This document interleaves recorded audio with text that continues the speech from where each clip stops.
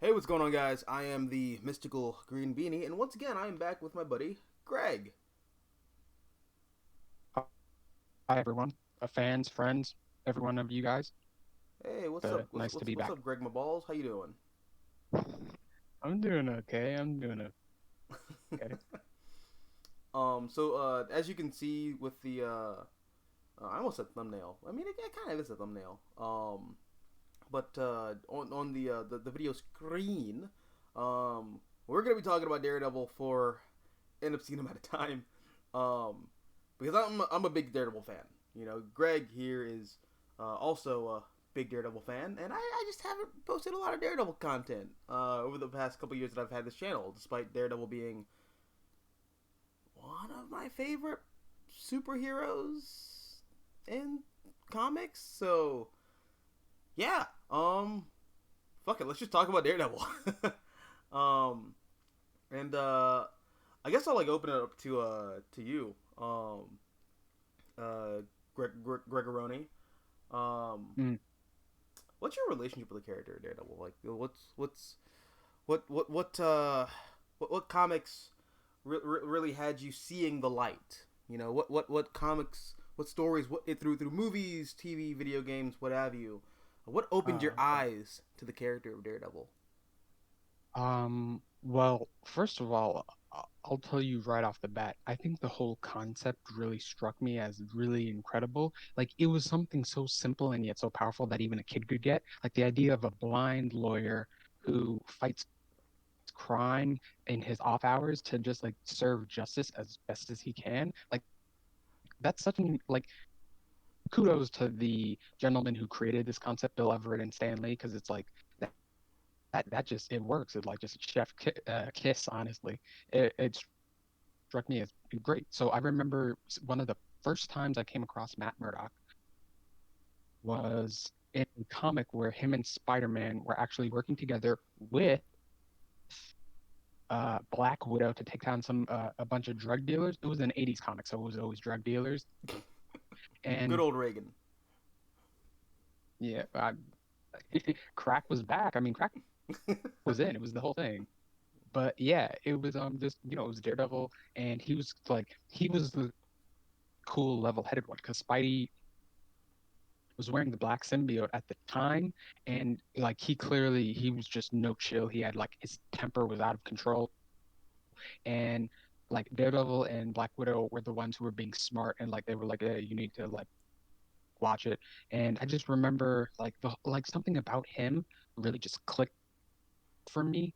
And the more Daredevil I got, the more I was into it. Like the two episode miniseries on Spider-Man the animated series, where Pete and him they fight Kingpin because Kingpin has tried to frame Peter Parker for like military espionage, and like have you ever seen that two-part miniseries? Yeah. Um, You, and I guess we can kind of talk about this a little bit later on, but there's a really kind of important tidbit about that episode, or I guess hmm, episodes, um, and it kind of breaks my heart a little bit, but we'll talk about it a little later. I think you're making a point right now. right. I mean, just that whole episode, like that two-part miniseries, honestly, might have been two of the best episodes in all of like it was two of the best episodes from the Spider-Man the animated series show because it just it one it showed the similarities and differences between Daredevil and Kingpin, their terrible relationships with their fathers, the redemption, the being strong enough to destroy the man who creates all this hatred within yourself.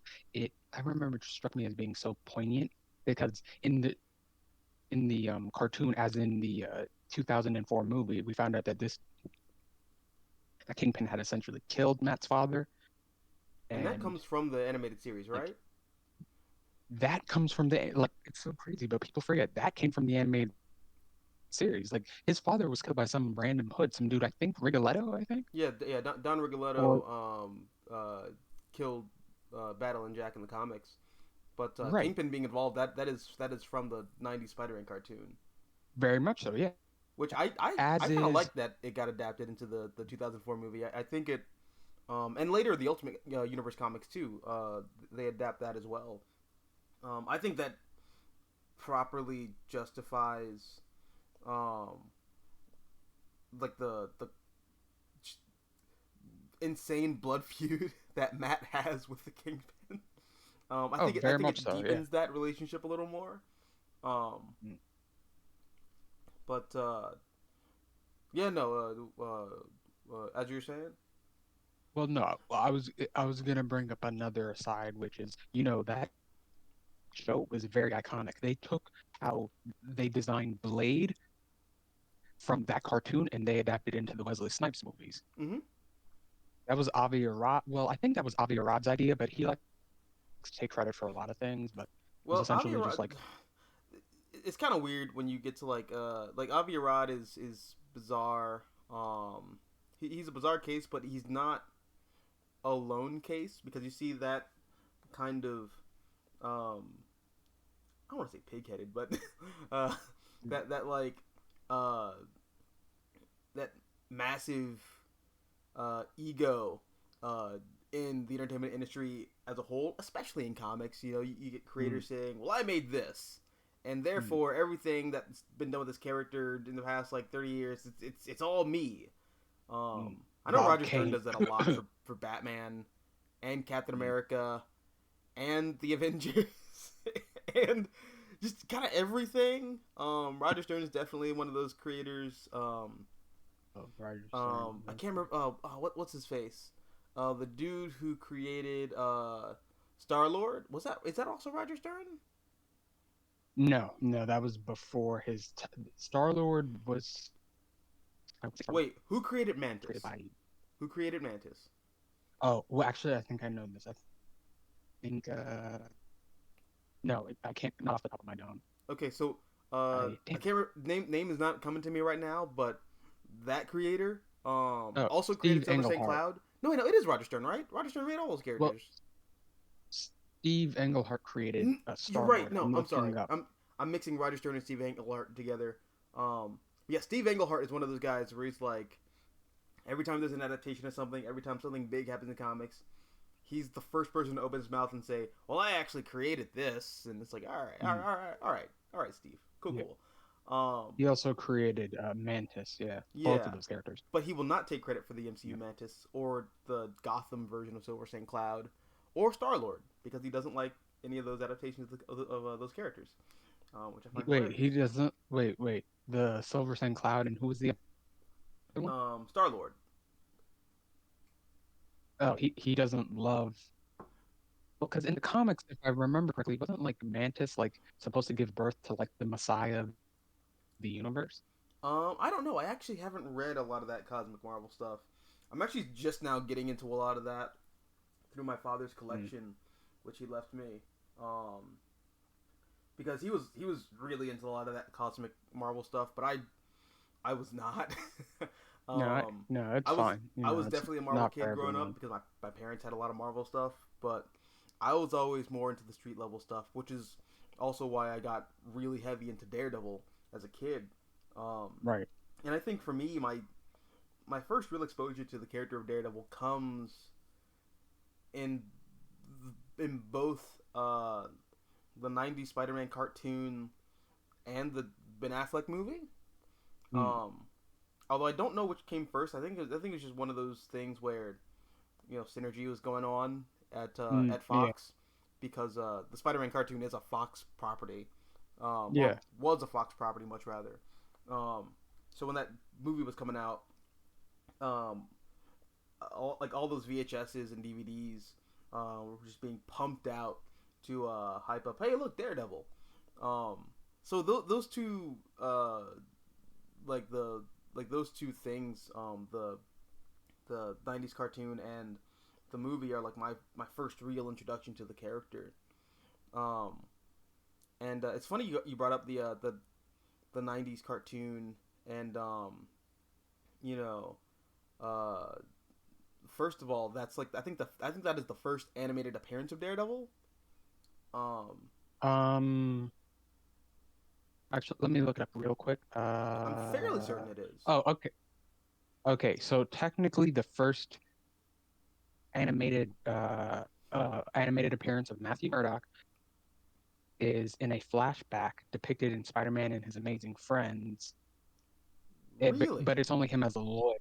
It's only him as a lawyer. Oh, it's just okay. Okay. Well, that Yeah. okay. Yeah. All right. I'll count that. Yeah. But But like as yeah, Daredevil, like yeah. as a superhero, um, his first like major appearances in like the '90s cartoon, um, and it's also his last appearance in animation until the Spider-Man freshman year series comes out, which comes out in, I think 2 years or a year and a half. Mhm. Um, There's always got to be a Spider-Man cartoon. Like there will always be a Spider-Man cartoon. yeah, Like it doesn't matter where or when. There will always be a Spider-Man. that always kind of tripped me up when I found out that we always bitch and moan about Batman oversaturation, but Spider-Man actually has Batman beat in terms of oversaturation. Just Oh in yeah, terms, Spider-Man's everywhere. yeah, pure volume of content. Spider-Man beats Batman in terms of the number of video games he has, in terms of uh, actually in terms of film appearances. Spider-Man beats Batman. Um, in terms of animated series, live action series. Um, yeah, dude, Spider-Man's just like all over the place. Um, Absolutely. Like I thought I knew how many Spider-Man video games there were because I played like three or four of them, but then I realized no, there have been way more than that. And I knew there were a lot, but I didn't realize how many there were. It was like a shit ton of them. yeah, you don't even get me started on like handhelds, but They're just yeah, go back to what we were saying earlier about crazy. the '90s cartoon. Um, that the heartbreaking thing that I kind of alluded to earlier is that that was actually supposed to be a backdoor pilot for a Daredevil animated series, which never came to pass. Why not? I don't know. That's actually something I could look up. Um, I Dude, that know would have that there been was a great. weird thing going on with the Fox network. It's kind of the reason why the Spider-Man animated series got canceled and replaced with Spider-Man Unlimited. Um, Oh God, Spider. I mean, it wasn't the worst cartoon, but it wasn't the best one either. okay, It Dynafire, was like Spider-Man Unlimited okay. It is was actually very no, it's Kino. Spider-Man Unlimited is Kino. I will not take slander of Spider-Man Unlimited on this channel. It's great. I'm not slandering. The show was okay. I'm not saying it wasn't bad per se. It wasn't like the best thing ever. It was definitely better than that Marvel Spider-Man cartoon from like 2017. God, that show was so boring. God, I didn't watch it. Um, drinking roofies, you know what I mean? It was like literally like it was like a blanket made out of like heroin dreams and whatnot. It was just so fucking boring. oh, so apparently it says here on the Spider-Man animated series. Granted, this is like the fandom wiki, so Mm. take it with a grain of salt. But it says here that Marvel reportedly halted production so that it would coincide with the 2003 Daredevil film. And damn, that That's sucks. stupid. Um, Wait a look, minute. I love that That's Daredevil why? movie for some ungodly reason, but wow, that movie really is kind of the reason why we don't have a lot of great Daredevil stuff. Um, Damn, that's disappointing. That's it's really it's the disappointing. reason we don't have a Daredevil video game. Mm. Um, Oh, the that's also kind of disappointing. yeah, the game was so we used to like always make these like movie tie-in games.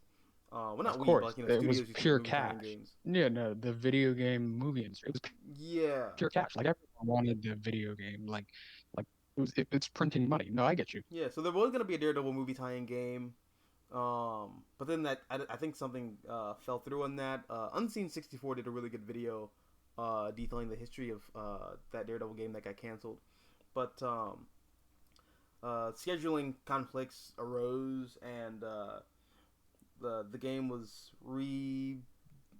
shuffled into being like something more in line with like the comics, like a celebration of the comics. Um, and then the developing house just like fell apart. Um, so that's unfortunate. But a lot of the problems with the development comes from the like not being able to tie into the 2003 movie. Um, But yeah, no. I will say this. I like that movie a lot. I've considered doing. I used to do like these video defenses of comic book movies, and I really considered doing a like in defense of the Ben Affleck Daredevil film, um, Mm. because I up until like the past couple years I've never seen the theatrical release. I've only seen the director's cut because that's what my father had. Mm. So um, for anyone who hasn't seen the the not theatrical the director's cut of Daredevil, it's basically like never having seen Joss Whedon's Justice League. You've only ever seen and had context for Zack Snyder's Justice League. Oh, Um, that'd be so much better. That it's it's a completely different film. Uh, I feel like if the director's cut of that Daredevil film made it to theaters, it would have been the Dark Knight of that early 2000s era. mm, okay. Um, I should. I still haven't seen the director's cut, but I it's really probably good. Um, it no. feels Well, that's like the thing. well, like so the thing about Daredevil that kind of chaps me a little bit, honestly, is uh I think like a lot of people talk about the Netflix show as being very Frank Miller inspired, which it is Mm, narratively, but stylistically it is straight up and down that Bendis Malieve era version of the character put to screen. Um, but I honestly think the Ben Affleck movie feels a lot more like a lot of those Frank Miller, Klaus Janson, Daredevil comics from the 70s. Um, mm. just in like Matt's so like cheeky and it there's this like very cheesy kind of fluttery romance that like underlines the entire film and that the tone of that story. Bullseye's just like he's just like a goof, but he's kind of a goof in the comic too. Like I don't know, it's that movie stylistically feels a lot like Bullseye. the Miller comics to me. Um, Yeah, that's fair.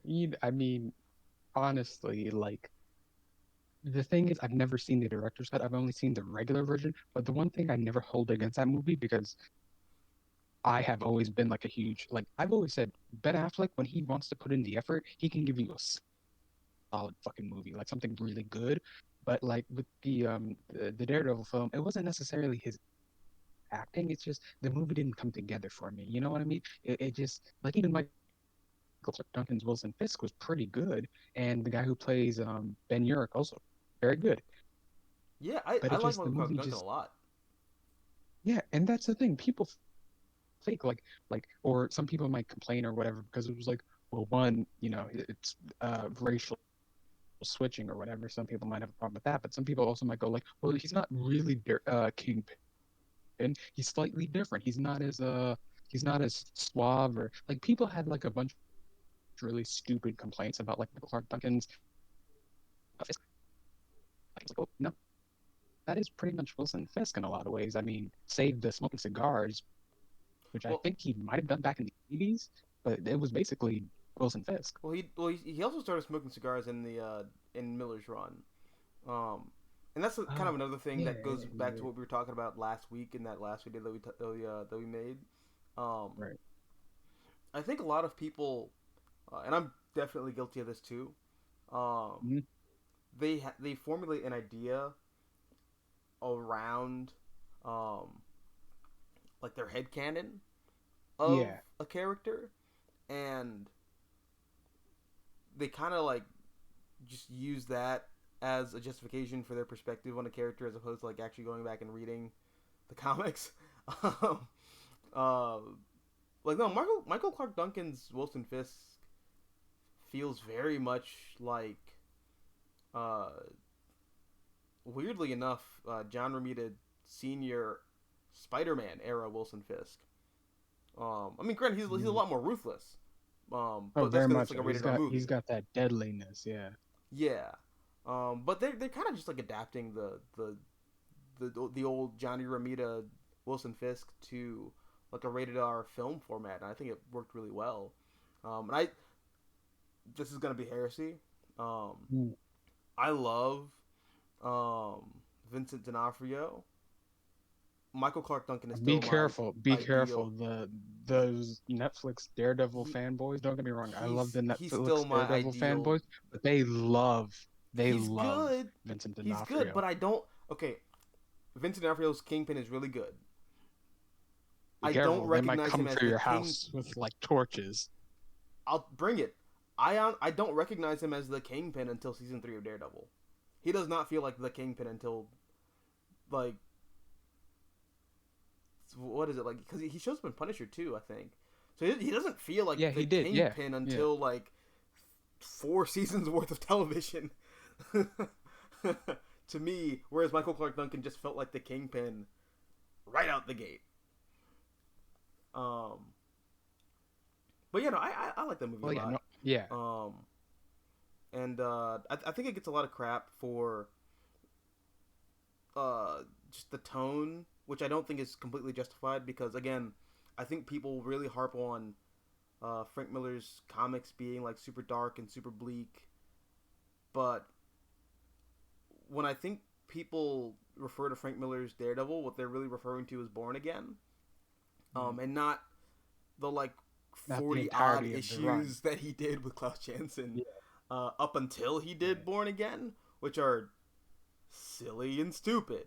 Like Sewer King is like a whole. The Sewer King kidnaps Vanessa Fisk, and Daredevil has to go into the sewers and save her from like these weird mutant people. Like that's come on, come on. I remember, I That's remember comics. that. Oh god, that was stupid. She got amnesia, and like they have like, oh god, that was silly. But it was different. Yeah. But I mean, we've been talking a lot about the Daredevil movies and shows a lot. Um, No, no, we did only because it became one thing and then became another. All I was going to say about the animated series was, as Kingpin is one of the like longest running villains on that show, they really filled his character with a lot of ethos and pathos, and they just made him really like. Okay, so one thing they also took from the cartoon was the fact that Fisk in the cartoon killed his father. Like, I yeah. don't know if you Do we remember talk that about this episode, on but camera yet, or do we only talk about this off air? I think we only talked about this off air. Okay. Yeah, go for it. Yeah. So Kingpin, okay, so to understand Kingpin's relationship with his son, Richard Fisk, aka the Rose, you have to understand his relationship with his father, which is this did love his father, idolized him at one point, but his father always kind of saw Fisk as a burden. And when Fisk decides to go into his father's business, being a hood, there one robbery goes bad, and Fisk's dad leaves him holding the bag essentially. And when they're in court, the judge is like, "Well, if you tell us all your co-conspirators, we'll go easy on you." He looks at his father and, still sort of loving him, decides to take the rap. Goes to prison, decides he needs to harden himself while in prison, and learns all the skills he'll need to become the kingpin of crime. The man who leaves that prison is not the man who entered it.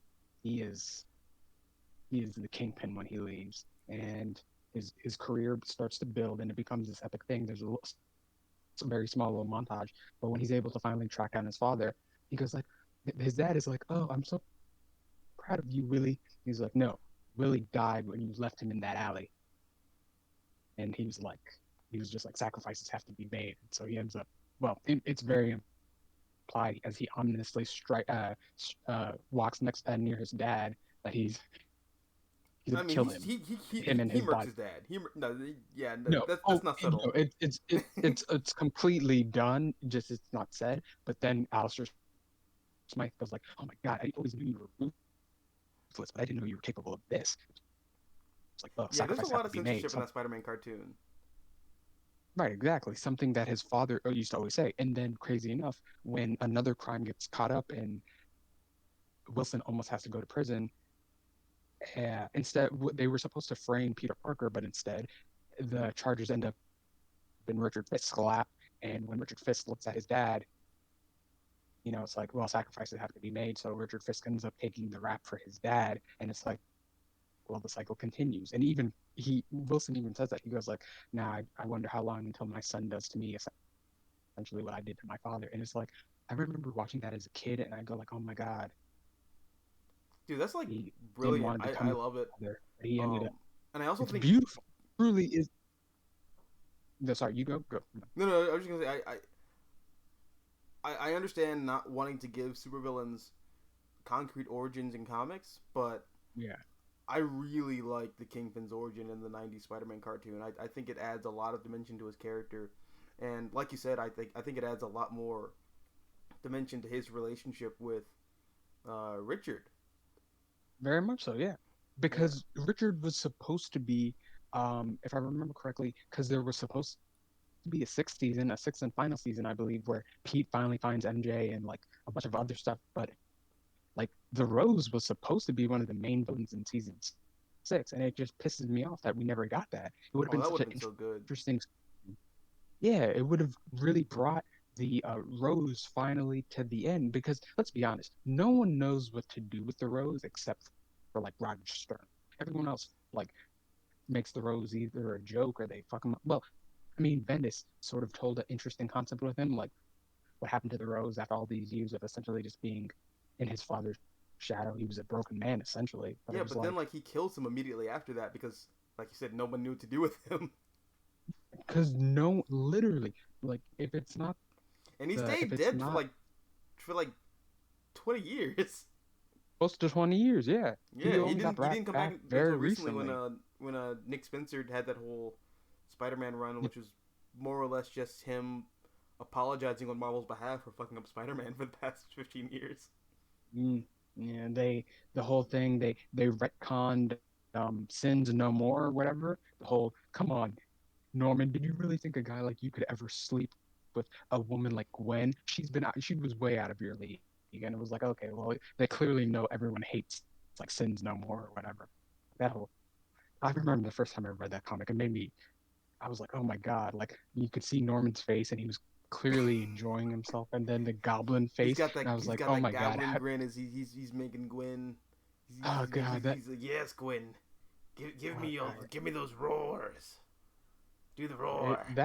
that fuck, I hated that so much. I don't think I've ever hated something as much as that, but it was like, come on, and then it was like, no, what actually happened is Harry hypnotized you to mess with you. I was like, well, I guess it's convoluted, but it's better than him having fun. When that whole thing is I ugh, think it's such a gross. convoluted and stupid retcon. They could have just let the story be what it was. But okay, Yeah, I mean, fair enough, fair enough. The whole thing was just really gross and grimy, but but now we have fair, Richard like, Fisk back, and I can't wait for nothing to be done with him. no, Um, no. Someone told me he was essentially sent to jail. I think in the fifth issue of Zeb Wells' run because like Tombstone tricked Spider-Man into taking down a bunch of like Daredevil, the Rose's men and basically Rose's whole operation. So Rose is, I think, sent to jail or he's supposed to be in jail, and it's like, well, see, really, because no one knows what to do with the Rose. that's interesting because and I'm very behind on the Zdarsky run currently. Hmm. But that's because I'm checking that out in trade. Does anything? And I think you're keeping up with that. Does anything become of uh like that Devil's Reign stuff when Matt comes out of prison? Does he do anything with a rose there or no? Does he just ignore that? I think they ignore that. The Okay. Rose is, yeah, no, I don't. Rose is barely mentioned, and I think it's a Darcy, if I'm remembering correctly. Okay. I mean, he comes back, and it's not really used. It's like, why does no one know how to use this character correctly? I mean, come on. Well, I think in what story is that? Not the name the rose. It's a Spider-Man comic. Mm, Um, Gang War when it's a story where everyone thinks that Wilson Fisk is dead and that Richard Fisk killed him, but Richard slowly starts to morph into his father, like visually, Uh, over the course of like several okay. issues. Um, and I think that predates the Rose uh, identity by a couple years, I think. Ah, Because this is okay. pre Okay. Hobgoblin. Um, Hmm. but Mhm. yeah, no. Richard Fisk is like a very interesting character. I wish more was done with him. Oh, very Um, much so. I really do wish he was like I remember executed back in my like better. yeah. Well, I remember back in like when I was doing those YouTube videos where I was doing the the high tops films brown table thing, where I was like, well, this is what Oh, I would okay. have done if I made a Spider-Man movie. Um, Right. I had this pitch basically where I thought it words. I had this pitch where I thought it would be really interesting, um, to rope in the Netflix continuity in the MCU, um, Mm. and basically say that like all that Netflix stuff happened, but like it was years ago, um, and that Okay. the Kingpin is dead, and Richard Fisk goes to Midtown with Peter, and just as Peter's trying to live up to the mantle of like Iron Man and the Avengers, you have Richard Fisk trying to live up to the legacy of his father. So he becomes the Rose, and you know the, it's a film where they're both Peter and Richard are trying to emulate their father figures, so to speak. Um, but one's for crime and one's for heroism, and they both learn. It'd be a superhero story, but yeah, that's essentially what I would have done with Okay. that. I see that. Like, it actually makes a really good sense. Again, like But in at least it's the something. Spider-Man. Like, good lord, do something with the Rose. Yeah.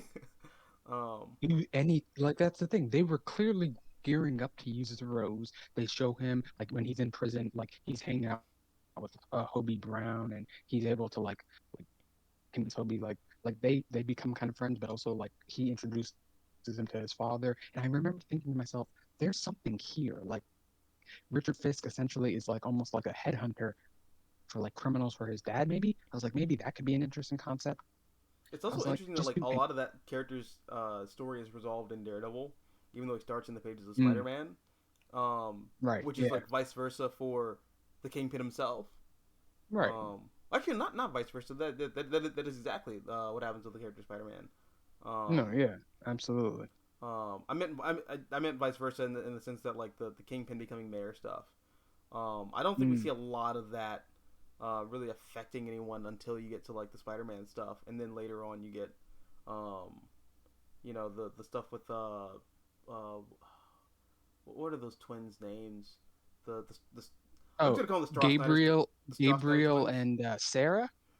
The I think Gabriel. I know the boy's name Gabriel. I'm trying to remember the girl's name. the rich kids who are like the primary antagonists for the first act of Zdarsky's run.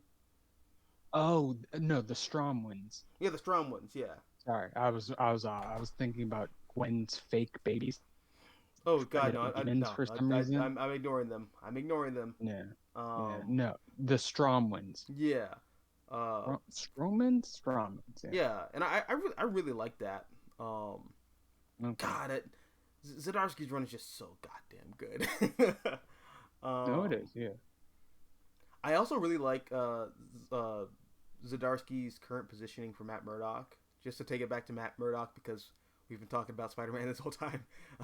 Well, But I mean, it's kind of hard to talk about. Spider-Man's like his It's hard to talk about Daredevil without talking about characters, Spider-Man. but yeah, I get what you mean. I get what Um, you mean. but yeah, I really like the current positioning that or the status quo that Zdarsky has for Matt Murdock as a parole officer because ever since Miller with Born Again, and we keep going back to Born Again, um, but the big thing with Daredevil Born Again is that Frank Miller does not like the lawyer status quo for Daredevil. Mm. Um, because in Miller's eyes, um, Matt Murdock is just a walking contradiction. He's He's a Catholic, but he dresses up like the devil. He's a lawyer who, dresses up in the vigilante outfit and beats the shit out of people. He's a Catholic who dresses up like the devil. And one of the big things that like Miller just couldn't get past was this idea that in a city as corrupt and kind of unsalvageable as New York, at least on an institutional level, well, not at least, like on an institutional level, the law doesn't really have any power. So Born Again is all about taking the law from Matt Murdock, because that is exactly what the Kingpin does. And, putting Matt on the path to being something else. Which doesn't last, because I think Ann Nocenti makes Matt a lawyer again. Granted, I haven't read her run in its entirety, but I'm pretty sure in that that first arc with Typhoid Mary, but correct me if I'm wrong. I think you've read that and I haven't. Is that what happens? He does at a one of those free joints that gives away like free legal advice or something. Okay. Yeah. So yeah, no, like yeah. Miller's whole thing is, all right, this whole blind lawyer thing. It's cute, but no, Matt can't be a lawyer. That's dumb. You can't be a pulp hero and be a lawyer at the same time.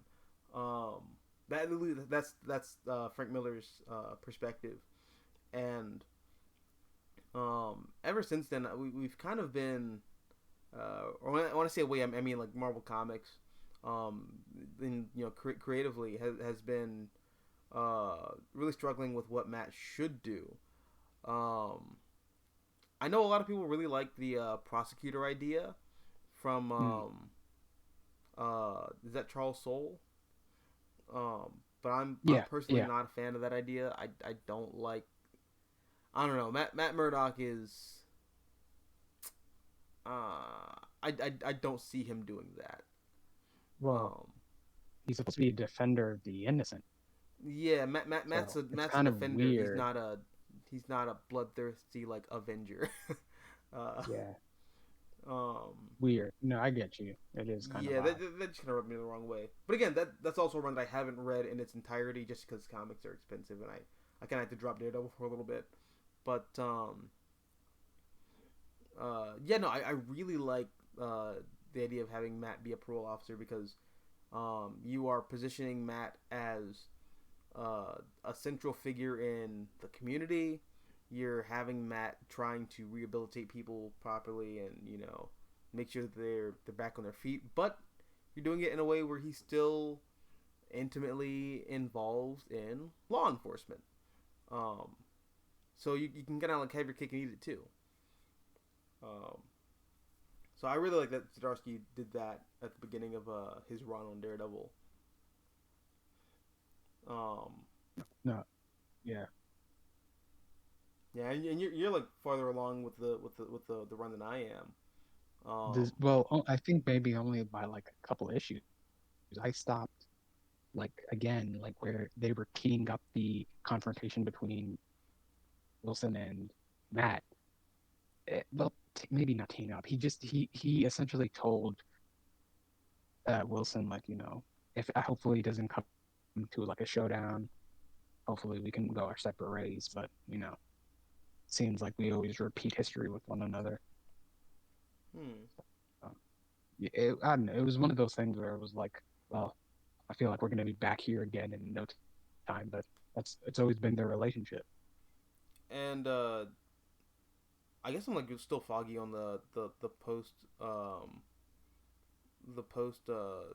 Wade material, but does Kingpin still not know Matt's identity? Like, was that also erased?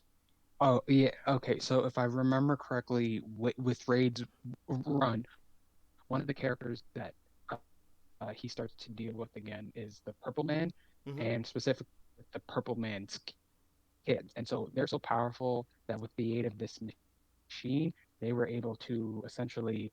It was one more day. They were able to wipe out the memory of everyone who knew that uh, uh, uh, Matt Murdock was Daredevil. Just like memory wipe, like one more day, but Good.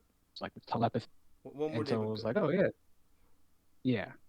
Well, with the purple, it was a little convoluted, but it worked out fine enough. And it was like, okay, Because I think and that machine shows up in Zdarsky's Devil's Reign, right?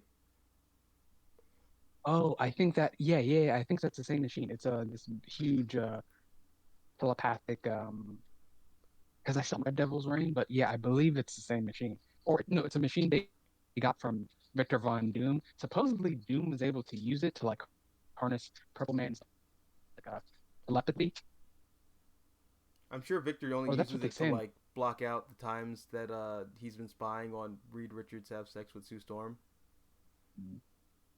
It's just one of those things where it's like, well, like he had this, and supposedly it can only be used to like persuade people. But I figure if it's Doom's machine, then he's probably using it for more than that, right? Well, as I I mean, said, to to wipe his memories when he doesn't want to remember mm, watching Sue Storm bang Reed Richards. please tell me that's not canon. It's not canon. It's head canon, but you know I could totally come on, come on, That come chilled on. my blood for a second, honestly. No, I get you though. Yeah, I get you. Dude, if Secret Wars revealed anything, it's that Victor hates himself and he wishes that he was Reed and he just wants to fuck Sue. Yeah, in so many different versions, like he's married to Sue. Like Reed is dead and he's married to Sue, and it's like, wow, that's been brought up way too many times for Yeah, my which is liking. also, That's just I what you mean, want. it's You weird just on want to Doom kill for, him, don't you? well, it's weird for Doom, but it's also weirder for Sue because Sue just goes with it. And it's like, Yeah, that's damn, kind of Sue. weird. I mean, in some of those versions, Doom isn't responsible for Reed being killed, but even still, though, it's like, and really very odd. Like, even if he Yeah, wasn't the one who killed Reed, you still are marrying your husband's arch nemesis. Uh, yeah. It kind of, I don't know. That's also a rabbit hole where I feel like we could get very Venture Bros about it. um, but yeah, no, I really gotta read back up on Devil's Reign, um, because I ended up just dropping the trades, not dropping the trades, but just I'm trying to ironically enough, even though I should be reading, I should like you know be getting Mark Waid's Daredevil. I'm building up Mark Waid's Run on the Flash because that's out of print now. So I'm I'm trying to get those while I can get them. Um, because like the Zdarsky Daredevil stuff, she's always going to be there at least for the time being. mm, Um, yeah. but yeah, no, like I'm really liking a lot of the current Daredevil stuff. Um, although, and I've said this many times, and I think I've said this to you.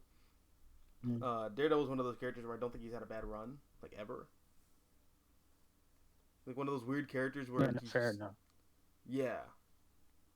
Well, he attracts the best talent. It's like, no, it's like, he got very in. Wait, what happened? You cut out for a second. No, I was just saying, it's great games and people don't want like bad stories, but like,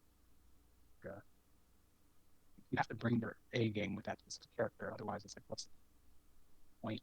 Like, it's not to read a shitty comic including adding this, there are a bunch of bad runs going to come. Oh shit! Hold on a second. I think. Okay, what's going on?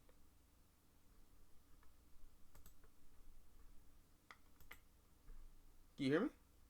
Yeah, I can hear you. Okay. What happened? Um, no, just Discord decided to like shit its pants. So you started talking like the Flash for a second. Oh, okay. Weird. You hear me now? What's up? Yeah, yeah, you're good. You're good. Okay, cool. Um, so yeah, no, it's. Okay, so what specific run do you want to like? Is there a specific run that strikes you as being very like visually or from like a storytelling perspective as like really just like bold and like Well, it's kind of weird. I don't know. I mean, I have like my weird kind of trifecta. Um, okay. uh, Tell me. it's Frank Miller and Klaus Janson, um, Bendis Malieve, and Hmm. Mark Waid and Chris Samnee. I think from like that, those are like the three quintessential Daredevil runs. Even though like one of them isn't quite for me, and it doesn't really suit my sensibilities. Um, Mm. I still recognize that it's it's really well handled. It really plays with an aspect of the character that I think doesn't get uh, much of a spotlight. Um, just going off of, from what I've read. Okay, What about you I though? feel it. Well, I enjoy. If I'm gonna be real, there is obviously Miller and Jansen's run, obviously, but for me, I think of guys like I think of Wade, I think of Bendis, and I think I mean I don't know. If I had to like really hit one, I would say maybe Nocenti. Even though I would argue like those are my four, and I understand that with some people, Nocenti's run is it's like a mixture of things, right? It was super political, and it was also at the time kind of maligned because people were like, "Oh, like take these politics out of my comic. I don't want these politics." Like, "Oh, get this commie bitch off of Daredevil." Like, uh, The more get things get change, the more your they stay the stupid same, right? right exactly. Like you can take the hate out of the nerd, but you can't really take that the misogyny away from some of this stuff because they really did not like Nocenti's stuff, even though her stuff was good. If you I don't know there were I will say this, some of her stuff didn't age as great as it could have, but she was trying to tell her stories the way she wanted to because she always figured that she was going to get pulled at any given moment. She even was like, yeah, I always assumed my run wouldn't last that long, so I wrote every story the way I wanted to, and I kind of respect that. It's writer driven stories that don't answer to anyone save for your own creativity and like artistic drive, and I like that. You know She what? also introduced my favorite Daredevil villains, and who might be, in my opinion, very underrated, but also easy to like be miswritten. Typhoid Mary. I love Typhoid Mary, and like so many people get her wrong, but it's like like I love her. I love everything about her as a villain. And again, just because uh, I haven't read that run. Um, I I don't really have a solid grasp on that character. Only really what I've seen of her in Bendis and later Zadarsky. Um, but I do really like the way Bendis like has a handle on her character. So is she's super powered, right? Oh, Like a pyrokinetic. Typhoid Mary? Yeah, yeah, yeah. Pyrokinetic and also limited telekinesis and also some like suggestion powers. You know what I mean? Like she has the ability to like get under your skin. That's the sort of the way they describe it. Okay. So it's like certain types of persuasion because she's, if I'm not mistaken, immune. Yeah, yeah, she's immune. She's immune, and so yeah, it's like a trifecta. She's like the ultimate femme fatale, as it were, and like she's one of my honest. Like I know like Nascenti isn't the like again people don't always like fuck with a lot of Nascenti's work because again some of it's political plus you run into that thing where it's like it's almost as if like Typhoid Mary was one of the main villains because she's almost playing Daredevil and Kingpin at the same time, and I guess some people might not necessarily like love that, even though I think it just shows how deadly she is and how like manipulative. Again, the ultimate femme fatale. She can like get under any man's skin. You're making me like really want to check this out because I feel like that really puts a spotlight on like the pulp like the pulp noir aspect of like the character of Daredevil, and I'm like really fascinated to check that out. Mm. No, I'm I like mean, looking at yeah. the prices of these epic collections, although I don't think all of Nascenti's run is collected yet. Mm. Um, Well, you don't necessarily have to. I mean, you'll get to it when you get to it. She wrote the book for I want to say like 4 years, and so there are like a bunch of comics, but I feel like you can get to it when you feel like getting to it. Like it's good, it's incredible, well, the beginning but of a like run don't break drops in your. the epic collections next month Oh, okay. or the month after Oh, next in like in October. fair enough. Um, So yeah, because I it's think like Nascenti does like a yeah, she does a story with Ultron, right? she does. Yeah, it's like really well done, and people love it. Uh, Doom. It's like Doom like reboots Ultron 6, I want to say, just to like attack Daredevil because Daredevil had like tricked him like a couple issues earlier, I want to say. And it's like, so you decide to reboot a killer, like super, like robot to like go after this dude just because you got like done in a couple Hmm. issues earlier. It's like, come on, man. Like, like degrees of like hatred and whatnot. Think about that. Well, that's something that I hear a lot of people talk about with Nascenti's run on a character, um, and why even though I haven't read it, it's based off what you've told me off air and what other people have told me. Like Troy, who's been on the channel before, and like who's I'm sure you know Troy from Previews World Weekly, Mm-hmm. because we all frequent the same comic book store. But yeah, no. From what I've been told, like uh, I get the feeling that Nascenti's run is one of those like gems that is painfully underrated and under discussed, but simultaneously everyone pulls from it in the sense that as much as Miller's run really plays with you know the romance angle and like or like much you know the what's the term for it um I guess you can call it Drama. like Miller really kind of plays up the fact that Matt is a bad romantic. um Nascenti takes that to the nth degree, and the version of Matt Murdock that we see in comics today is Anna Nascenti's Daredevil. Like everyone's In a just lot kind of of ways, building yeah. off of her version of Daredevil. In a lot of ways, yeah. It's they take heavily from Miller and like Nocenti. Like surprisingly, people, I feel like people don't like give her that amount of credit though, because it's like she helped build like what you would consider the blueprint of like a modern day like Daredevil comic. It's highly politicized. But it's also there's the romantic angle that comes from Miller, as you said, but like they don't give enough credit to that, like And I also or think, whatever. well, I think a large problem with that is that it's just not as readily available because it's not collected well, which I think is a big problem with a lot of comics that uh, are, I guess, in the I would say the unconscious of comic book creatives, um, or creators. I don't know what to say creatives. Um, there's a lot of stories that are just in their unconscious, as well as the fans too, that we just kind of I don't know brush over because it's not the big name stuff.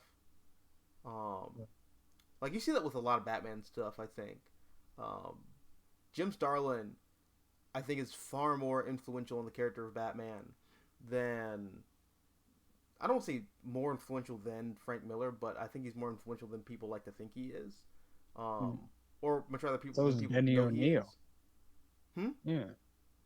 Well, I was gonna say like Starlin, yes, but also O'Neill. I mean, like comic book fans understand how important O'Neill is, but I feel like regular people don't understand. Like there wouldn't be a Dark Knight movie trilogy without O'Neill. Yeah, yeah. That is very Like much people that is don't very much understand Denny it. O'Neil and Neil Adams Batman on screen. Very much so, and people do not give credit where credit is due. The man was a titan, and he made some really great, incredible stories. We wouldn't have a But you League know of who else is Shadows a version of without Batman that O'Neill. is on screen? Hmm. Is Steve Ooh. Englehart. Ah. Oh God, that man's everywhere and did everything. I created it, therefore it's all me. Although to be fair, I do think I think in Strange Apparitions, which is again as we were talking about with Anna Senti's run, um, Yeah. painfully out of print, even though it really shouldn't be, um, because a lot of what people know about the character of Bruce Wayne comes from uh, Steve Englehart, and also Deadshot comes from Steve Englehart. Well, not the character Deadshot, but like the version of Deadshot that we all know and love comes from Steve Englehart. Yeah. Yes. Yeah. Okay. Yeah. Sure. Um, but yeah, no, there's definitely a lot of stuff in Daredevil's lore that I think is, um, it comes from like these like deep pull places that is just built upon, um, over the years in a lot of more popular comic book stories and media that I don't know, we just kind of don't talk about because it's not publicly available. Um, No, I feel you. you know, I know you're not a big fan of Daredevil Yellow, but No, it's not that I hate it or anything. It's just it's very. I mean, come on, it's just too similar to a bunch of other Jeff Loeb works. Like, don't get me wrong, I love Hulk Gray more than most people. But it just feels like so much. Like yeah, but Yellow feels like it's. that's also a Jeff Loeb thing in general. Like, Yeah, it is. It how, is. No. look at if you look at like the okay, if you look at all of the works that Jeff Loeb has put out, Yeah. he's telling like three stories. Yeah. Yeah. Like, it's either, oh, I'm going to reminisce about my dead girlfriend, or oh, I'm going to tell a story where the hero has to fight a gauntlet of their most popular villains, or three. You know what? Actually, I think it's just those two. Those are like the two stories he tells. Um, Uh, no. Three murder mystery. Yeah. So yeah. those are the I three Jeff mean, Loeb comics. I don't want to be too critical because the man did know how to write a really great story at upon a time, but it's just like I feel like when I read Daredevil Yellow, I know a lot of people love it, and it's not a bad story. It's just not really for me. I feel you. You know, And that's also not me I've criticizing read it Jeff Loeb. before. I there are tons of creators that only tell like you know two or three different kinds of stories. Mm, Um, but you know I guess my appreciation for Daredevil Yellow comes in the form of I think we talked about this off air too.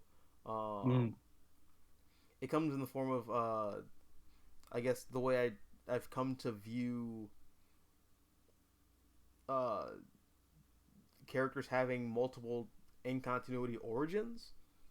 Um, I'm looking at it as like a perspective kind of thing. Like like Superman has like 800 different in continuity origins. You got like you got John Byrne's Man of Steel. You got the Action Comics run by Grant Morrison and Rags Morales. You got Superman Secret Origin. You got Superman Birthright. Um, you have Man and Superman, which is also apparently in continuity.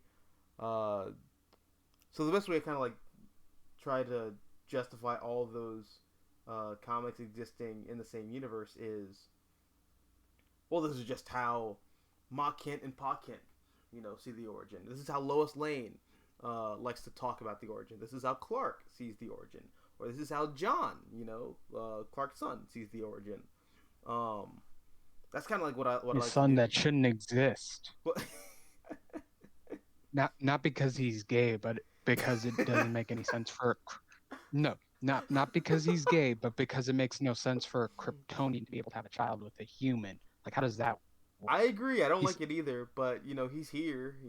Like, it is what it is. Um, but I mean, it's funny because for a second you sounded like a Lex Luthor from the Earth 23, where it's like, I don't hate you because you're black. I hate you because everything else. or that.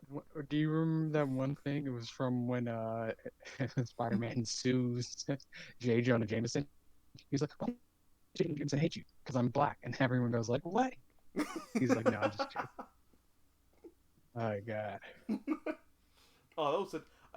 Wait, is and Matt's also his lawyer in that, right? No, no, that's a She-Hulk one. Yeah, yeah, that's what I'm talking about. Matt's his lawyer in that, right? Because that's the Charles Uh, Soule run on She-Hulk, right? I no, think. no, no, I think Jonah's like handled by some like random lawyer dude, if I'm not mistaken. Yeah, but I'm saying that that issue comes from a She-Hulk run. It does come from a She-Hulk run, yeah. Yeah, because later on, Spider-Man's like trying to clarify. Well, I can't fly, and Matt's like, "Shut up." And he's like, "Yeah, but just so people know, it's like, shut the fuck Oh, up." no, no, I understand what you're saying. Those were two completely different comics, actually. Oh, they were. Yeah, yeah, yeah. The Because comic you're the referring the to art is styles are so similar. the art styles are similar, but that was the one with the She-Hulk one was I don't know if it was either Salt or it was Slot. But the one where that one you're talking about, I'm trying to remember it. Because I've read a Uh, painful amount of Dan Slott, and I don't remember that in any of Dan Slott's run. no, no, Dan Slott's run on She-Hulk. I mean, Oh, okay. And I yeah, haven't read that. I've heard that's really good though. it is. It's some of it better work. I've heard it's like the proper. It is a proper sequel to John Byrne's run.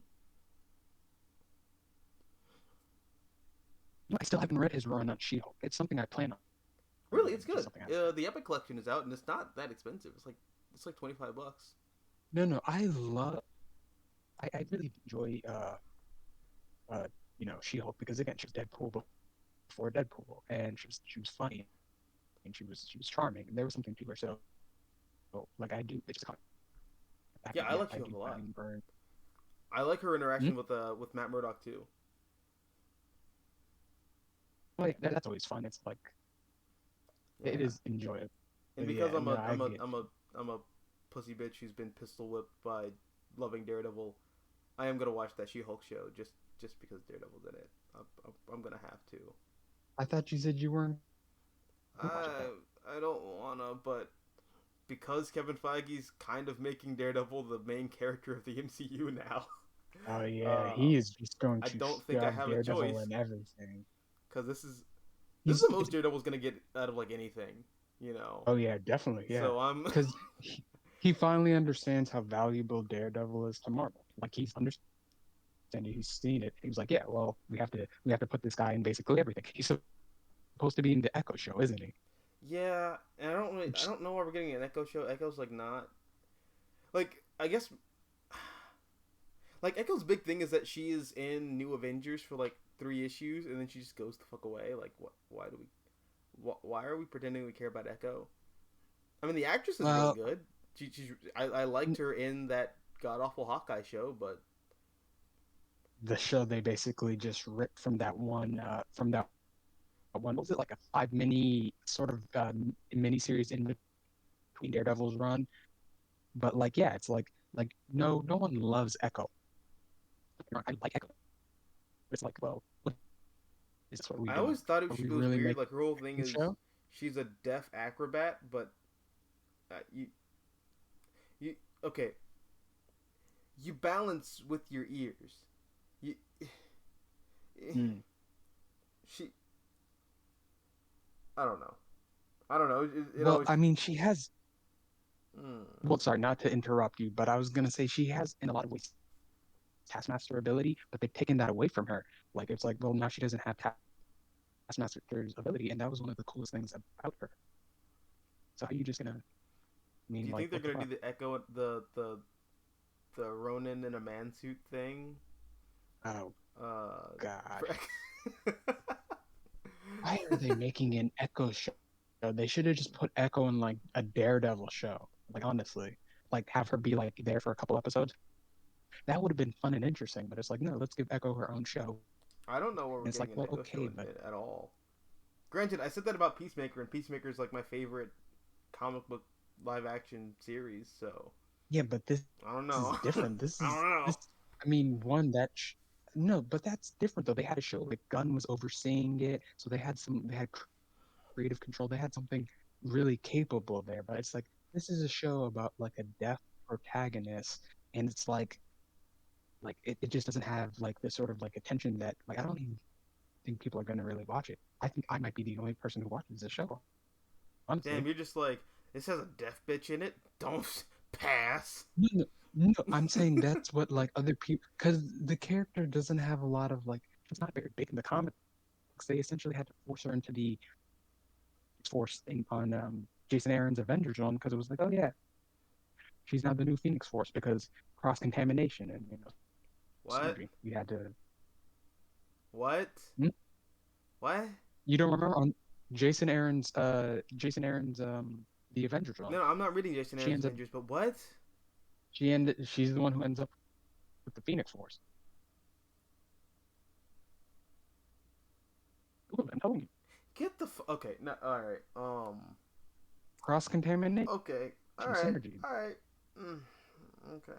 It was a tournament every was like a try to see Uh, who's the best vessel for the Phoenix Force, uh, and it well, we've ended been up running for an with hour. Sorry. Echo. Nope. No. I need to drink. I need to drink. So we've been going for an Yeah. hour. Any. It was weird. It was everyone could see it. It was like, well, this is very cross contamination. You know, uh. it's like really it had to end up with her of all people. Because at first you really think it's going to be T'Challa because she clearly wants to eat Why would T'Challa or T'Challa get the Phoenix Force? He's not a mutant. okay, because she isn't just attracted to mutants, and apparently she's already like when you look at it's part of the run, it's Avengers like a million years ago. One of the first group of like human protectors of Earth happened to be one Odin, a young woman who happens to have the Phoenix Force, the original Iron Fist, and a bunch of other guys. And it's like also one of the first, if Well, not the yeah, first, tank. I read the Marvel Legacy one shot from like 5 years ago. I know. I Right. thought it was And the stupid pan. then, and I think it's So stupid now. yeah, well, so point is like he ends up in Echo, and it's like everyone kind of goes like, well, you guys clearly want Echo to be one of the new main characters. So I guess that's what's gonna have to happen. All right, well that's retarded. Yeah. Anyways, It's weird. it, It's weird. it, People even brought it up. People were like, "What? Well, really? Echo? Like, I like Echo. I really do. But one, they took away the most interesting about her body mimicry ability, and it's like, well, I mean, come on, guys, what are we doing? Why did we take away one of the coolest things about her as a character? probably the same reason we have to make a Birds of Prey movie where we have to make Cassandra Cain, not Cassandra Cain. Oh God, they turned her into Stephanie Brown. I fucking hated that. Yeah, I fucking but hated that. just kind of take it back to Daredevil. Any like final kind of thoughts about Daredevil in general? Um, honestly, I love the character so much. I feel like he's hard to do poorly. So I guess I'm happy that they're bringing him back in they're bringing him to the MCU. I just hope they don't fuck it up. I do Like, too. That I'm but kind of worried about that, but you know, um, God, I really hope you they know, don't fuck it up. positive attitude. I like that they're doing the yellow costume.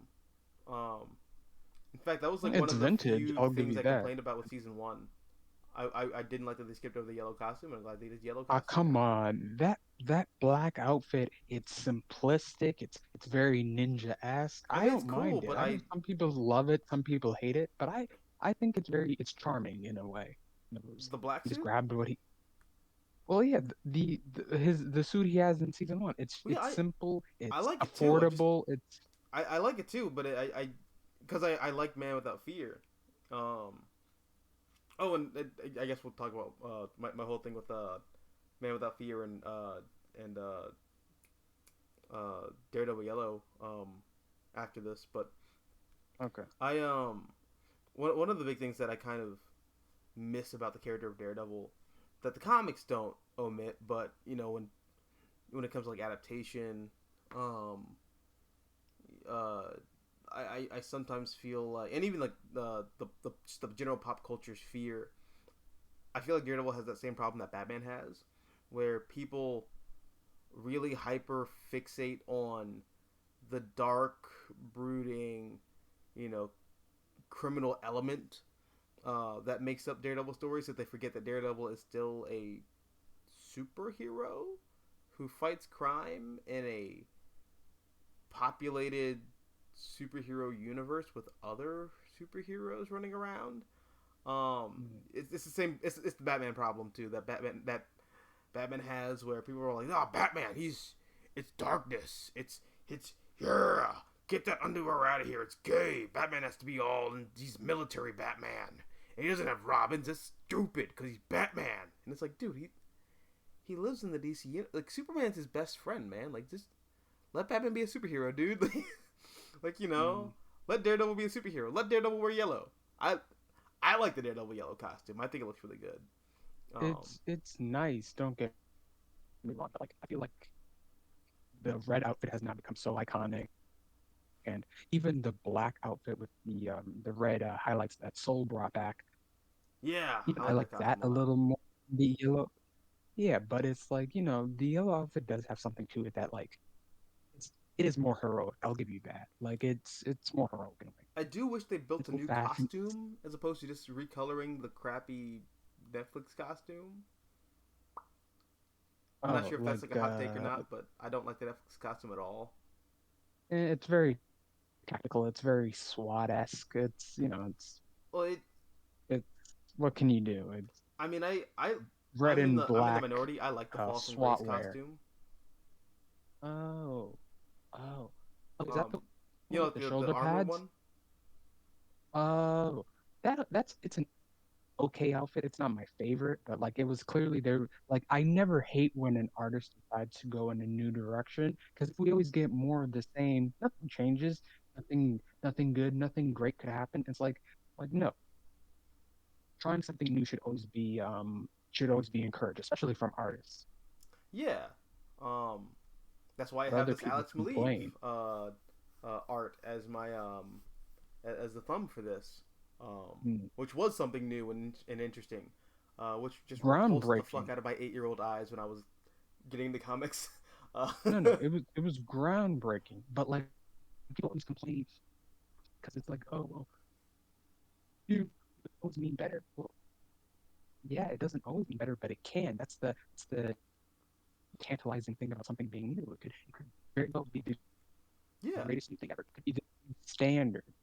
and It's like some people hated the Fall from Grace outfit, sure, but it's like don't fucking like don't be such poor sports about it. They were trying something new, yeah, and you know more what? ninja. Sometimes a lot of those things become iconic. You know, like in the case of um the Netflix Daredevil costume, that is Yeah. iconic. You know, Oh yeah. I find it very. What do you mean the first one or the second one? I think both. I'm not a fan of either. I don't like the nose ridge thing. I don't like how padded the costume looks. Um, Oh, the second outfit you mean? well, yeah, the red suits. Yeah, Um, yeah, the red suit. Yeah. I it's funny that I'm gonna make this comparison. Mm. Um, Daredevil's costume is a lot like the Flash's costume. I think people Okay. overthink it because it is one color. Mm. It's just a big ass red suit, and I think that is so easy for people to just overthink. Oh yeah, because they have to over design it. They have to give it vertical lines. They have to like Yeah, give it like give it texture. armor. Even though Daredevil doesn't really But need wait a armor minute. because he's a Are you ninja. right? But wait a minute. Are you saying with Flash? the suit. You don't like the yellow boots? I like the yellow boots. No, I like the yellow boot. It's just, but I think a lot of people, like you watch the Flash TV show and the movies, Oh God. they, That shit. it's just, look, man. I appreciate what you're going for. Um, like I really appreciate the idea behind the Zack Snyder Flash costume.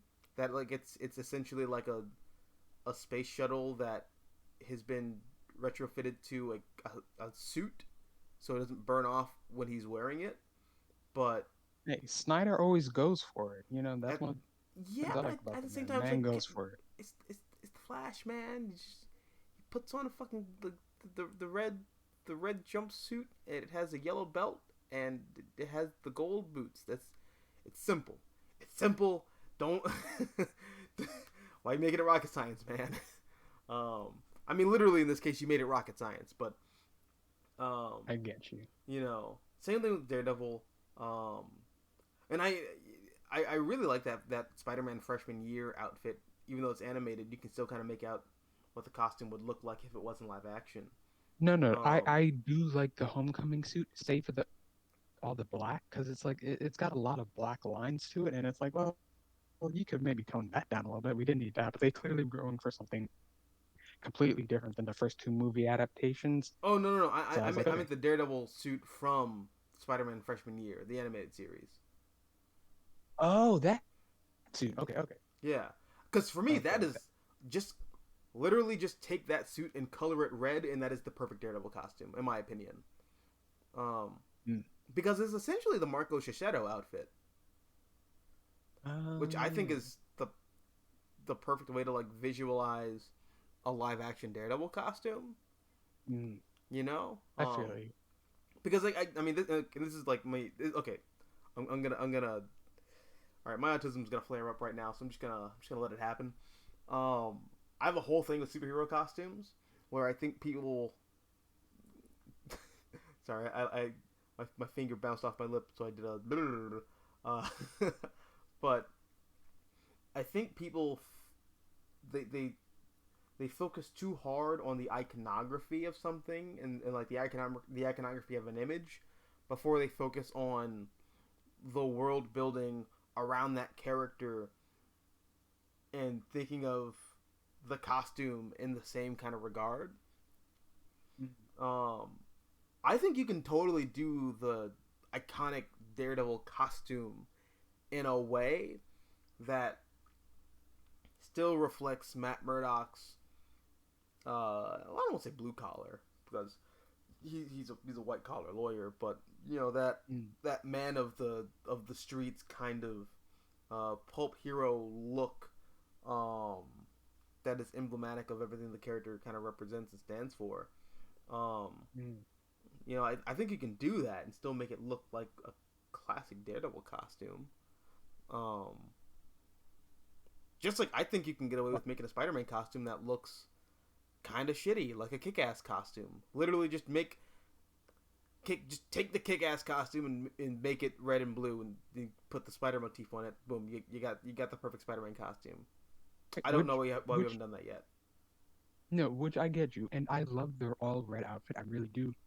But part of why I loved the black outfit was it just it was gritty and it's dirty. It was like when it got covered in blood or dirt or whatever, and or even looked wet. I was like, oh god, that is some nice dirty grittiness to it. Like Do you like when it gets dirty and it was wet? very fun. I'm just saying the black outfit was very pulp hero, and I just liked it. You know, just simplistic I mean, and I liked it too. I just wish, literally, I just wish they took the black outfit that he wore in season one, hmm right? Okay, imagine that, yeah, right? yeah. Make it red. Oh, Yeah, okay, yeah, okay. yeah. Put the Daredevil logo on the shirt, okay, Mm. and then give him a mask that looks like the classic Daredevil mask Mm. that kind of tucks into the shirt collar. Boom. You have Daredevil. That's it's that simple. I think it's that simple at Mm. least. you know. Well, yeah, they were scared of doing the whole devil horns thing for a little bit because it's like, well, don't be scared of the devil horns. Don't be scared of the all red. Like, it might be a little comic booky, but that's the whole point. Stop being scared of making a comic book show and just make a comic book show. Yeah. You know, a guy who Um. dresses up as a devil to like fight criminals. Like, either you're in for the whole thing or you're like gonna be a scared bitch about it and kind of like cop out it. And I It's like, also think no, they he wanted to wears make all Matt red more and vulnerable. he I'll go fights for it. ninjas.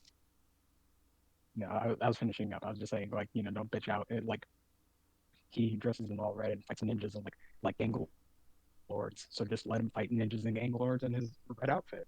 Yeah. And again, the Marco Shishido outfit looks perfect for that. Like it is perfect. No, I get you. Um, Yeah, I get you. but I don't know. Even then, it's fuck. I forgot what I was gonna say.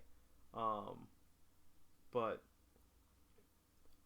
yeah, no, it's not like you're trying to make the yellow outfit look, you know, take that seriously in live Well, action. the yellow outfit is very ballsy to try Even that. though I There think you was a can. time in comic.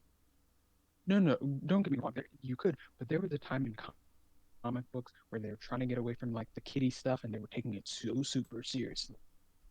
Like, what do you think? We were gonna wear like yellow spandex? Like, well, why not, asshole? It's a comic book movie. Why can't you guys wear yellow spandex? Like why are you so scared of that comic book Well, aesthetic, right?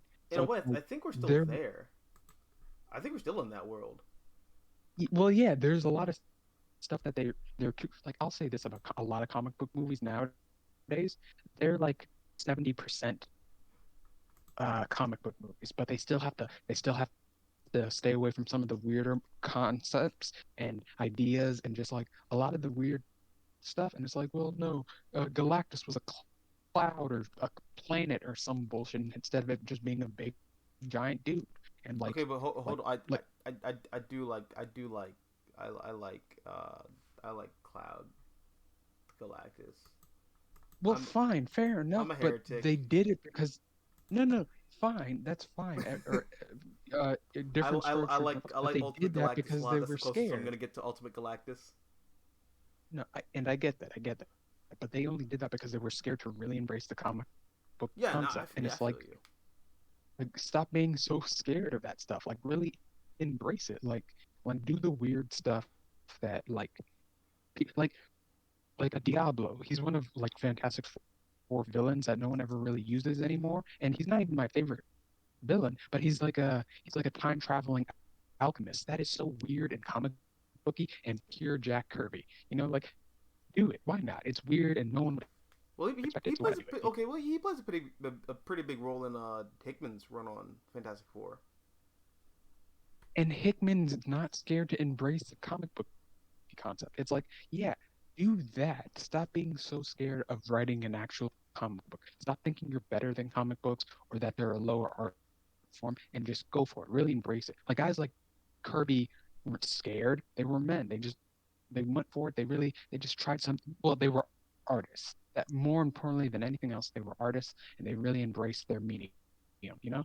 Yeah, they put their dicks out and said, "No, we're men. We're gonna draw this silly comic book shit now, right?" Well, I meant artists. They were artists. They were true artists. They weren't scared of the Yeah, crafts, I'm fucking with so you. they just did it. Um, Right, right. So yeah, that's just in my opinion, just really go for and it. But like a lot of these people, they're like, well, we gotta stay away. We can't give the X-Men yellow spandex outfits. Well, why not? well, People want to see the even spandex outfit. even then, I also have that thing where I appreciate when more comic booky outfits are done, but whenever they're done within the realm of like comedy. Like Deadpool's outfit Oh, is and they is laugh. They yeah. laugh. Like the Deadpool Yeah, I outfit is hate straight that up just shit. Deadpool from the comics. Colossus looks like Colossus from the comics. Negasonic Teenage Warhead looks like Negasonic Teenage Warhead. But Deadpool's also a comedy film, so a lot of those characters and costumes are kind of played as jokes in a way. Um, Same as like you know, uh, God damn it, tip of my tongue. Um, Spider Man. You know, uh, like I think the only reason we kind of take the Spider Man costume sort of seriously in live action is because Spider Man's such a goofy kind of whimsical character. Um, but it would be Well, and you would be plus hard the pressed to red and see anybody blue. do that with like a Batman costume again. Yeah, I Um, get. I think like Zack Snyder's Batman is the closest we've gotten to like a like visually. That's like the only time we're probably ever gonna see like the classic bat suit on screen taken in Yeah, like a probably. ultra fucking serious manner. Yeah, um, but yeah. yeah, like I guarantee you, if we ever get like the classic Robin costume on screen, it will be in a comedy film. It won't be in like a serious Batman movie. Or it'll be Damien's outfit essentially. Yeah, It will essentially be just like a kid wearing a SWAT outfit. It will be just like and added up completely, and it'll be like, damn, isn't he supposed to be agile? No, it's more important that he's bulletproof. Okay, well, yeah. you'll also never see him wearing little pixie boots. Which Maybe Sentinel will I never think you have can get away with. Um, the pixie boot. I Well, think it could work. maybe. Um, but yeah, no. So, hold on a second. Ah.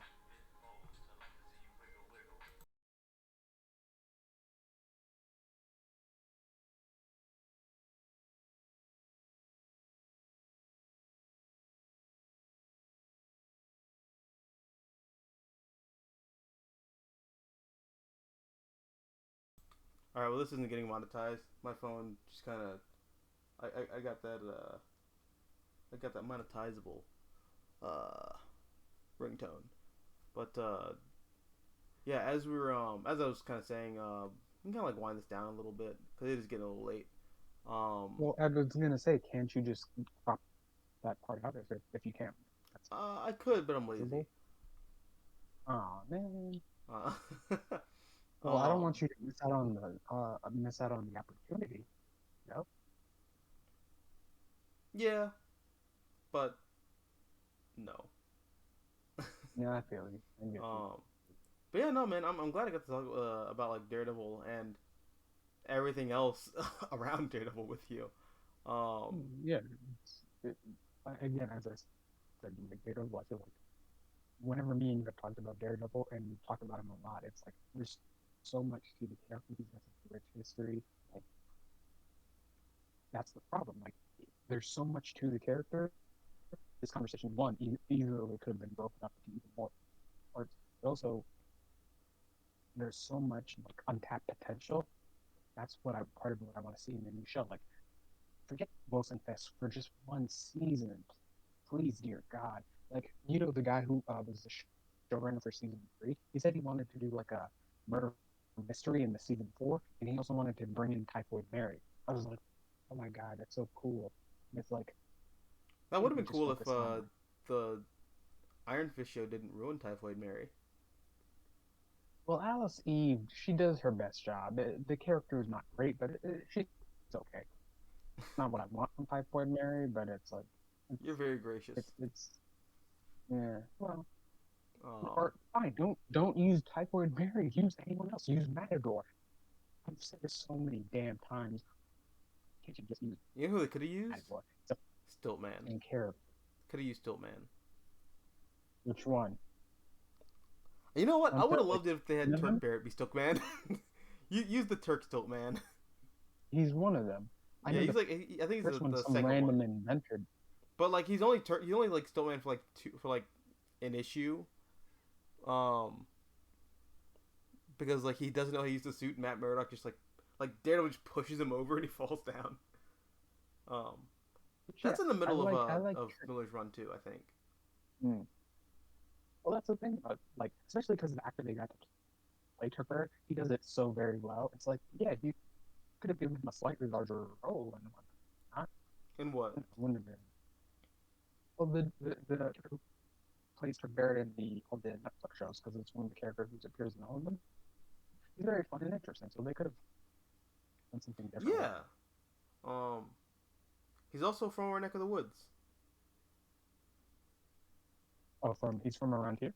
Yeah. The actor. The actor.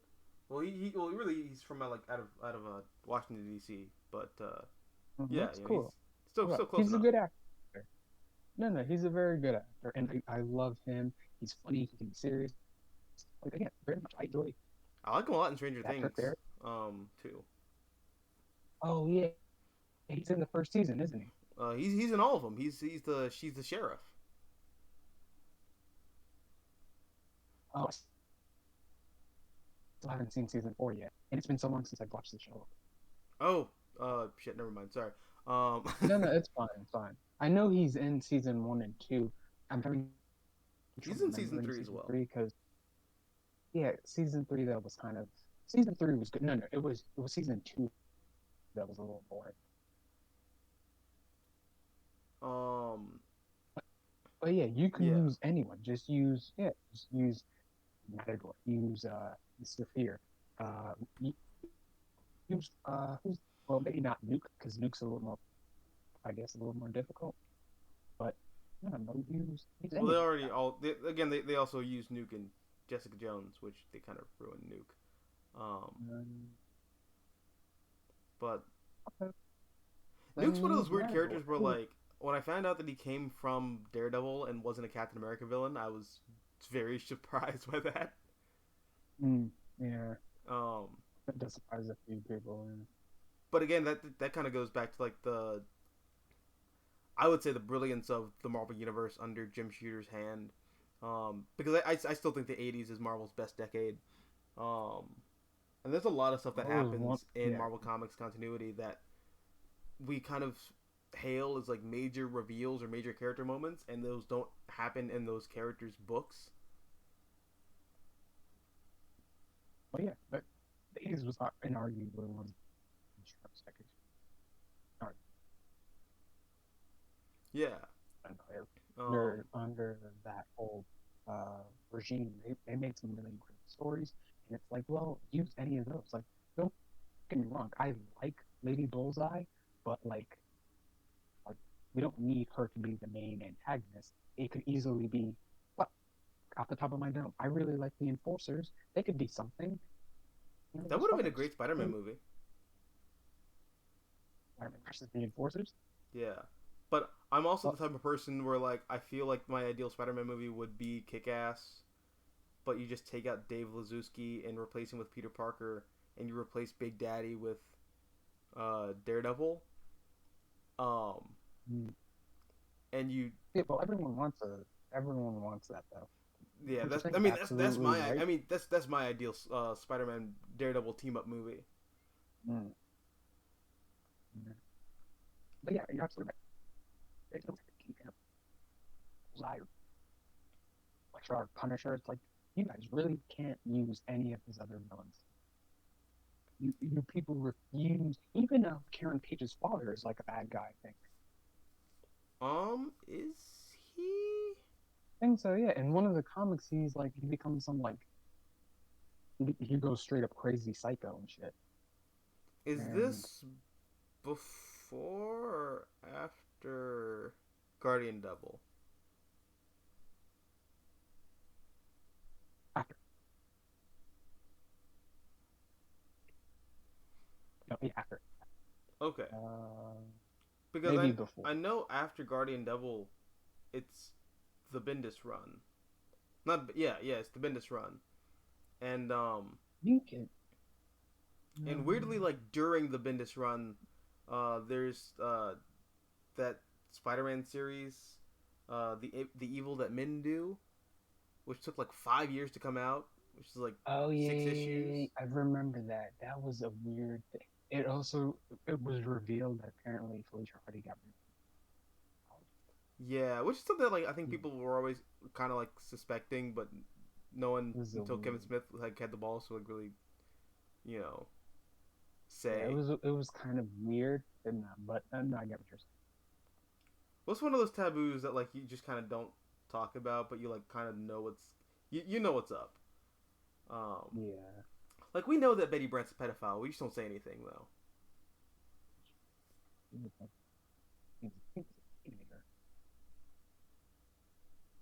But on that note, I'm glad I got to talk with you about Daredevil and like Marvel stuff. Um, I kind of wish we like recorded earlier because we were talking a lot Yes. about like um, a lot of like really cool stuff that We I yeah, hope it made it to next the time we'll video. If not though, I mean we'll probably just do another video.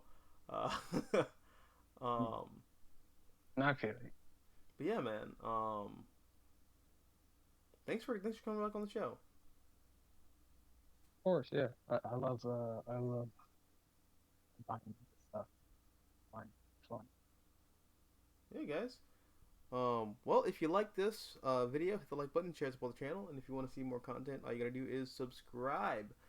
Greg, is there any social media, any YouTube, any most wanted No, no, lists we should I'm look out for?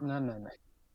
I'm not here to plug any of my stuff. I'm here simply to talk about comics and how it made all of our lives better.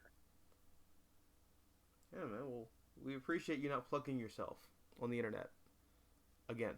Um, Thank you guys for watching, and as always, until next time, adios, nachos, adios.